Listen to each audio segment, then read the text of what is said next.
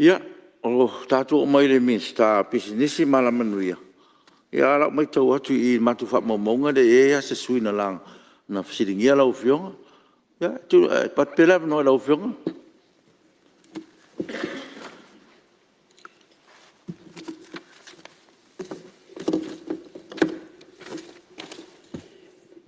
Whamalo whaftai I lau fionga I le whanwhitalai.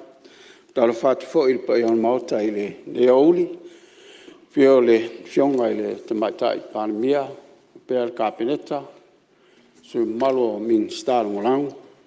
Ia, pēr fo I le laitu, malo whai pūle o le panemene, whai o le tātou awai le neauli. Ia, pēr fo e ona, a talo whatu le paia o Samoa, lo whalono mai le nei tu la le aso, I ona tu langa whalupe. A le ngata I lea, ia, whapea fo ona o, pia whatalo whatu fo I le paia o so tu malo, ia au li, te pau e wha, whalu polo e wha, o le tu malo, ia, whapea fo ia, ia leo whainga ruenga tofi le atua, ia, o lo tāpua I mai, au wāse, manuia fo o le nei usu ngā whono.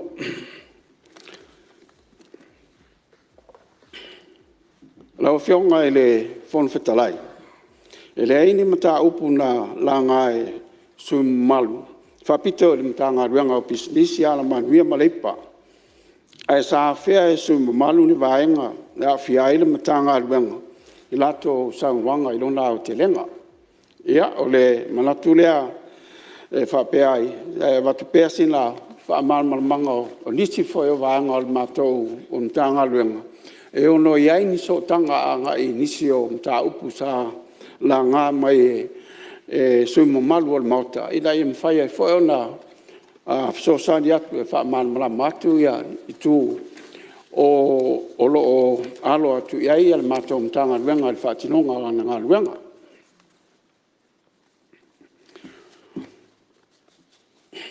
Nau whionga al fon whitalai o te whailo atu o lo solonga le peale mato ngā ruenga whai whātasi, mali mata ngā ruenga.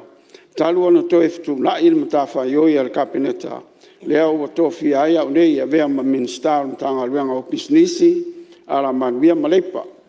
Ma o lo o whanga solo pēr tiute, ma mata whai oi, e tusa o nisi o vaenga o lo whanga solo e pēr whātinonga o le mata ngā ruenga, mōrisi la fia. O lo o melea, o li poti mai foi pulenga ia tanu unga o ngā ruenga ta pena ai le tultulo ina o nisi o vaenga o ngā ruenga fia whaale leia.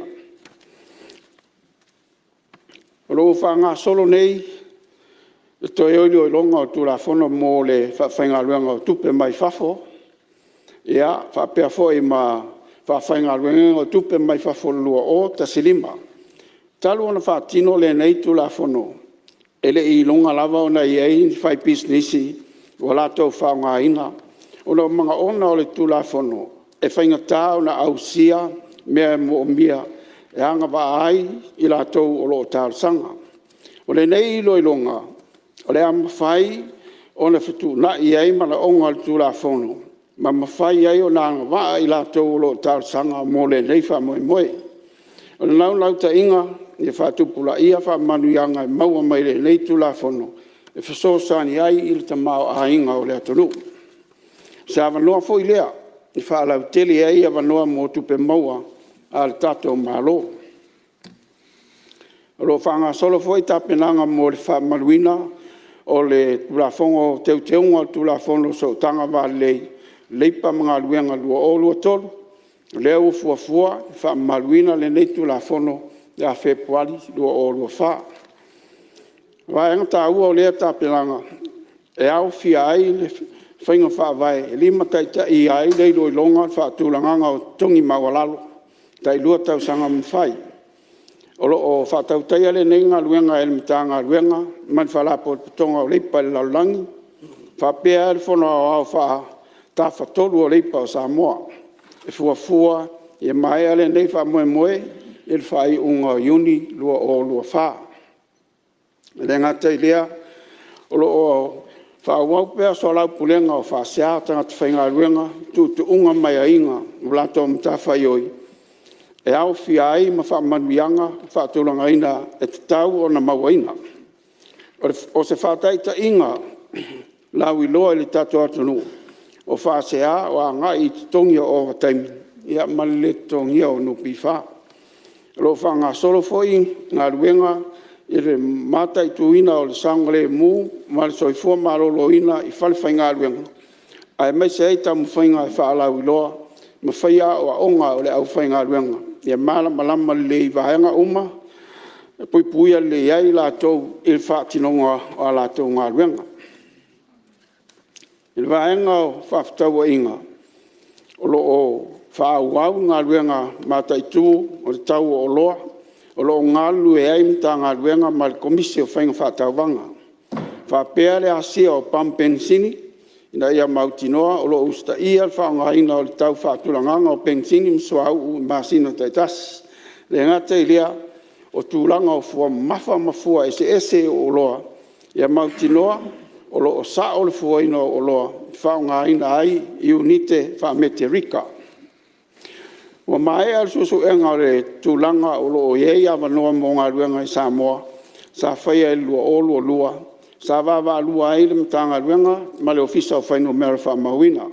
O whai loa mai I le susu enga tūlanga mo o mia whaalelei ai le to mai manga waa wha tino lei o la tau o lo whaia ngā ruenga.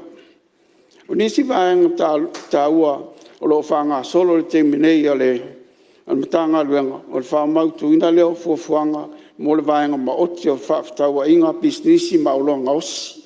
Ia ma le fuafuanga au tasi al matanga luenga mo ana paanga mo le whatau sanga e mua monei. Walama whai uli ta penanga o lea li poti ma o lo fuafua e a mata le whaatinonga nei fuafuanga i le amatanga o le tausanga whalitupe lua o lua wha, lua o lua lima. Pei on si le fia o lea ua whaase e atu le vaenga o ngā luenga whaawai teimi in tā ngā luenga o tupe. O lo whanga solo ngā luenga tā pena mo le whaamai e ina o lea swinga o nā ngā ilo lea iai. Whamalo atu ngā lue la au whai ngā luenga. E iei tali tonunga e au ngā umarawa swinga mo lea ngā iluma. Ai mei se o so sani tau tupe e mana o mia mo po kalami. Whaalilei ai lea au o nanga tā ua mo le tātou atonunga. Lau whionga al fono whetalai. I le maa e ai on le pasia le kapeneta ma wha maonia, e le whionga le ao le mahalo, le polo a inga o le tau o loa I lalo le tūla whongo whainga wha tau vanga. Sa wha ngā solo ai loa ngā luenga le matanga luenga. O te whailo atu, wa mai a on na tu whaina atu polo a inga o tau o loa, lua o lua tolu. I pisi nisi umai Samoa nei, I le tau sanga o tuanai. Wa mai a foi ona wha ai loa atu I pisinisi uma ai a inga tarwhiangai mo le polo a inga o tau o loa. O lea foi o lo wha au lava, ma o wha ngā solonga luenga al mitanga luenga, ma le komisi o whainga wha tau vanga. Le mata I tuina o le polo a inga o tau o loa, ma isi au au nanga. O le nā ua tā tia au lape o le tūlafono, pe a le usta ia le nei polo a inga, ma o se whautuanga lea, I le mamalu o le au whai business, na ia tātou ngā lue whatasi, I lau sita ia o nei polo a inga. Lau whionga al fono whatalai, au tere I se malu tā upulea, e ao na au whailo atu nai vaenga tā ualawa, e whasosoani a tiri ai whamanonga le nei mta upu. O le taunga tā o le tau o le soifuana I le nei vai tau. E le pose lilo I sui o le parmen, a le ngata fo I le mamalu o le atunu. E a fua mai, ona vaenga nei. O le whamai o COVID-19 fuluiva, ta whiai lalangi au whiai na Samoa, e tele luna whianga I tūlanga, whi whātawa inga. E iai le tali tonunga, o lea whatua a tātou langona a whianga tele nei, mai whasolo pea mō nei tau sanga I lumanai. Se ia toe tūlai mai I se tūlanga lelei, ta penanga mfufuanga atunu umalalangi. O le tele o loa tau mafa o lo o tātou whaonga ina, ma wha moe iai, o loa au ina mai fafo. Ma o ia o loa, e le pulea e tātou tau. A se il tau o loa le au ina mai fafo. E tau fo i ona e isina si tanga lai titi e whātau ai le o loa i Samoa nei. Ia ia mau ai se tupe pasili al fai business. Samoa o se atonu e lotolotoi tonu o le vasa Pasifika. E fai si mamau mai isi atonu o lo tātou fe whātau ai. Rona winga e te tau lava o na maualunga le tau o le whelaua inga mai muli ani a awhi ai fo le tau o loa whātau atu i le atonu. O le tau fia po le whaititi o whe malanga inga waalau o loa o lau tau am whe vaivai a inga. O isi atunu tele. E a fia tele ai atunu la iti o le Pasifika pe o Samoa. Ia maisi atunu i tūlanga i tau whelaua inga. Ta ua fo ima ia fese se inga isi atunu tele lalang. E a fia ai fo ima atunu ai maise lava i le tūlanga le tau o le suau. O lau si le fia uma lava le si isi mawalunga peo le tau o le suau. Ma o lea tūlanga e a fia tele ai fo i le tau o le soifuanga. Mo le si le fia le malu o le panmeni o le tau o le tau o le soifuanga. E le na o Samoa o lo a fia ai ia tūlanga ua o tau sila ma mai mo e televise ma o penga te whailangi. O mātau i lai o lo a fia lalangi a toi le neifa fitauli. E au fia ai fo i mtatou paanga o lo ofisosan mai. E manatu o le nao manino nisi vaenga e peo no sau noa e eisu malu. I le tūlai mai u le neifa inga malo. O lo solo lava i whainga whautala whea ngai ma fuafuanga tau au ase manuia o seo tātou atonu. O le taunga tā o le soifuanga, e leo se mea fou. La mata mai lava le taimi, whātu a whātino ai tūlanga alo i o whi whātaua inga. I loa utale tonunga, o loa i aini se o polo kalame al malo, o loa whisosohani tele le taunga tā, o le tau o le soifuanga. Taipei, mua, o le polo kalame o le miliona tā la lea o a mata o na whisosohani tele mo a inga o le atonu. E ati na e whātu anga mala manuia. Ina ia whātele ina i tau mawha i lo tātou loto i whale. No whianga whangtalai. Mafo ia el matiba. Mose amanoa. Ia, e langa ele i ei se sui na tala noa i le tanga ruenga lea, o e fo le manatu. O le itulau e iwa se laudi maono i le tātou aso lusurfa.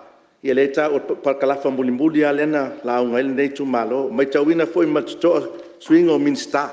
Le la sa tau sa ile tu lau le iwa li maono le tau li maina le. O le fafsili o le tulanga le ua na le la se le fionga le minsta. Ile price control. Le muri le ngang faftai. O le ua ta falangolongo foi nei maota ile tulanga utoe mai ile price control ile tono nei maota. Mo le ngang faftai le fionga le minsta. Tulanga foi sai ai sa fai mo meu whaatau vanga i pisinisi le mau alalo.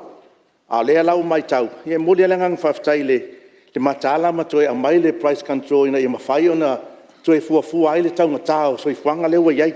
Ma le tau o loa e fsita e lau fai pisinisi. A le talo foi e na ia wha malusia ona a ngā i tuan matanga luenga. Na ia wha pipi i tau i o loa ua whaatino atu e tato matanga luenga. I whaito toa o whale o loa. A wā pe e pule ale whātau o loa aia. Ai, o le nganga whaftai lau whionga le whangftalai. O le wato e control, le price control e fuafuai tanga tāi. Pe o mele o le pule ata ngata ia ma whai pisinisi. Lona lua le tualalo le mato tato reserve list. O me taua mato toa le tele o pisinisi whainga le se tulo wana i tangata mai whafo. O lo whatino ina mo meo whale o loa la iti. Ia pe o le ngangana le tato reserve list. E whātaua mō tātou tangata. A o vaenga leo mai whafo e o e whai wholesale. A o mai tau ama tuto o le nei vai tau pe anga i atu i tua ma. O tele tate alu atu ia o tangata mai isi atu nu o loa whaatino ina le i whale o loa ia. Se i toe si silane lau a whionga o tūlai mai le mista. I le reserve list po o usta ia pia. Ia male anga whalo alo lau whionga whangftalai. E te tusa le ia mena te whamawina ma me fo le vo whamawina. Ia e whaftai. E me siale ia le polo inga o tau o loa ia, leo a maloa whaftai, ia, lau whionga leo, maua mani sau noa. Whaftai le whaipule mo le whautuanga. O le Polo kalame o lo lua i selenga. Bole isi lea wha ma i te tau al malo. E ailo na fianga le leitele. Mo le wha tamau a inga ina o le tātou atunu. E ala le wha te le ina o tau mawha. Ai le ngata ai lea o tupe maua. Wha malo sia pea e wha ngā ina o tau mawha. O lo maua ia o tātou lau whanua. Marisami. Ina ia fo ia elso on wha alu o tupe. Wha tau ina o tau mawha ma o loa mai fafo. Ai mai se lava taimi whaintafa pe nei. O le whaawina pea le whaatiroinga o le porokalame mō ngā luenga whaawai taimi. O le isi lea whasosuan tele mō le taun tāo soifuanga. O halo mwhanau, o lo tu wa atu mō ne ngā luenga. E whasosuani mai a inga ia la tupe maua. E whasosuani le tātou te mau a inga. O lea ua whaase e atu le porokalame i le min stau tupe, mai lango ina malosi pea. O lo whaau fo i le porokalame whasosuani le tātou malo. Mo business tu maoti. Leana whaasafua tu ai foi siaki tupe, mo whala po pitongo tu maoti nai tau sanga uto nai. E au fiai le Chamber of Commerce, o le same maisi. O lo iei foi le wha moe mo sisi tanga mo neva e ngā tupe wha ngā solo i le lungmanai. Ai le ngata i lea, sa wha matu at foi fisosoani, mo asosi o tanga te whainga luenga i le atonu, ma e iai asosi ta wha manuia i nei fisosoani, e au fiai le pisa a, o le Workers' Congress, Medical Association, mais. O lo iei foi vanga tupe o lo whaanganga fisosoani mo business la iti, ma o lo whaatino ma whaafoina lea fisosoani, ele ofisa o lo ngafa maritau luina o business po o le Samoa Business Hub. O lea foi u whaatulanga le malo, si tanga o tongi o tangata whainga luenga uma le malo. Whapena foi o na ta pena mai loina o le tongi mawalalo. Lea o lo whanga solo le teminei. E el wha moe, a wha mai al ta peleina le whainga whawai, i tono o le tausanga wha le tupele nei. A mautu le whainga whawai, o le a mawhailoa o nei loilo le tongi mawalalo, i tono o le tailua tausanga. O lea whainga, o le a manuia eira au whainga luenga i businessi, ai wha pena foi, o na lātou ona i lātou o lo pūlea whalwhainga luenga, ina ia lava le taimi, e sa uni ai mō si tanga, i le mai ai o le tailua tausanga. O le mō o le matanga luenga, ia si tia le wha leo anga waa mto mai o le tātou au waa o lo whainga luenga ia Samoa. O la o le fatu lea e una, ia le tamau a inga o le tātou atunu. O le mafuanga lea, o le ave o le wha mafafo ia le matanga luenga, i le wha tilonga o polo kalami taua o aonga. Ai mese i tata ese. E au fia ele nei tamu whainga, a o aunga i le anga nuu maanga wha kirisiano. Ia ato ai ta penanga le au whainga ruenga, i le wha tinonga mai a o lato tiute. O le mtafa i oi, a le e ono le business. O le whaia le o le tau i tala whea ngai, i le sa whaia ngā ruenga, e lima taita ia le tula fono, mta yala, fua i longa ana waa, fua i ngā ruenga sa wha tino, ma fua i le musunga a le ngang pa ia. A tau sisi umai tu i lea tu unga, o te talitonu, bo tau nu oi le whaupunga, le isi tu risi sa siasi mai, se ki a Samoa. Whaftai atu, i le malua le tatou mtanga luenga, le MCO, lau whionga le li pule ma lau whionga luenga, tu sai foi ma lau tau lango, Whaftai atu i lau whionga le whonga te talai. Au whionga le whono pe mōsi. Awangoa. Ia, o le o mai tau atu o le pe na whaelo atu e le i eise sina langa. O le tau o saunuanga whalau i tele le minsta. Ia, o le whiupiwa wa a fia ia tele o tō whina ngaru whaalia. Mai sial tau soifuanga. Ia, wangana ese se me whapitoa po le IPC, po se si mea. Tau whionga le whongwhetalai. E anga o le sa tau e lau la unga tau o soifuanga. Ia, le o kari. Le sa whatari le saunuanga mātanga o fia le whionga minsta. Po ani a wala o whairo tātou whainga mālo e whasoani e tau tu e lalo tau o soifuanga. Le lau o mai a mai. A alwhautuanga le sa avatu. Ave ese le tiute, ave ese le la whonga le VAGST, mai i tau mawha ia e whaalangolango ila tunu i aso uma. Ia le o la vea mai le lisi umia le wa mai le whionga minsta. Pe o se fa manatu na. Lau fionga le fong E fitarai. tu le mera whionga te matai palmia. Ia, alai sile fia le rei ai le sui. O le minsta e fea ngai ma tiute tali atu lana mata upo. O le te sauni atu ia. Ia. Ta whanga so. Mali. Ia, o le tulanga na, lau whionga sui malu, o le fo tapena mai le whionga palmia tali foi tau mo o le sui palmia o lo to sea, ia na fia toile o tulanga ia. Ia, tu le mele sui o wafunti. Fa tai la fionga le fono. Kaloia nga faisi tawa kele o le saunoanga malama me se fo saunoanga matano fie ia le fionga le mingska o le msio se fia foi la fionga le fong kalai o le si le am ka ngaluenga e ka ua kele mole unga ia o pisingisi sa ule fala lava mai lava langa forsanga sa makai kuinga uma ya kulanga uma o ngai ele po kalame ngisi fo io o kungu o lo so swangi mai pe o skalia ma amerika e fa pe fo ingutila le wa sa ngoa le fionga le mingska o ngisi o fainga ka ma fuanga ka e apalai i vaenga ia mangonga ku pe e mo mai fa e so swangi le kinga ngo business o ngai faisi kele o me fo ia kulanga nga mia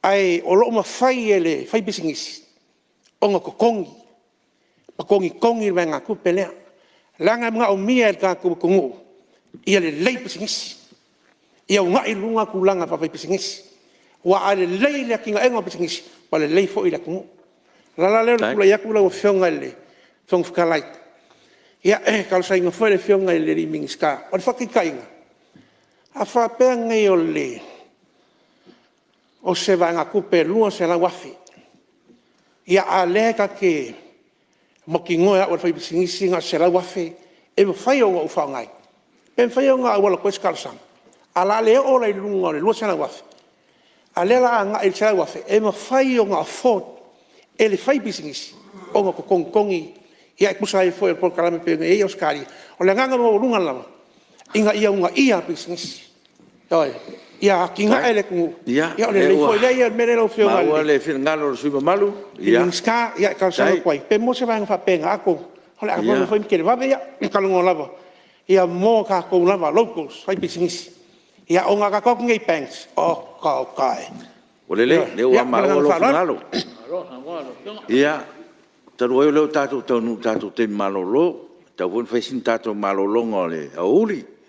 Ia, ai, to te liu mai ia ona la foatu le whionga minsta pe fiatali atu po laso le whingalo. Ia, ai, malia le whionga minsta, le wo tātou malolonga. E whatati ese tātou taunu manga o mai a saunang tali, foi tau le whionga minsta pisinisi, ala manuia malepa. O le tau pun sauno e sui o le wafonti, o le mesiri o lewa mai whawhautuanga. E whamali atu e le talien tau fau to sauno e sui malu, mo le lei wha ngā solo o tātou ngā ruenga.